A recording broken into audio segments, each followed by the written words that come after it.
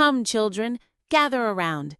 Let me tell you something that even your parents don't know. When I was your age, I was just like you, curious, playful, and always asking questions. But there was one thing in my house that no one was allowed to touch: a small cupboard in the corner of the kitchen. It looked simple, but it had a heavy lock and a warning carved on it: only open when your heart is brave. Yes, I know, that sounds mysterious.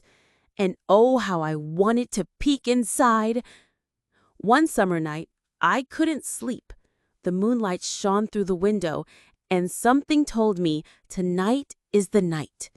I tiptoed into the kitchen, found the tiny key hidden behind a clock, and opened the cupboard slowly. Guess what happened? Whoosh! A cloud of golden dust came out. I coughed and blinked, and there it was, a floating book glowing in the dark. The book opened on its own and whispered, "You have been chosen." I was scared, but also excited. Then a soft voice said, "This is the book of family secrets. You must protect it. You must tell its stories when the time is right."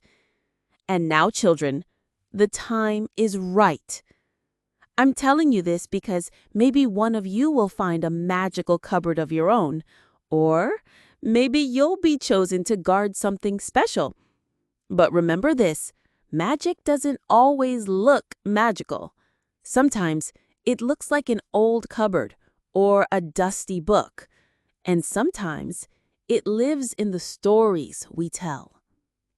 Now, off you go, but keep your eyes open. You never know what secret is waiting to be discovered.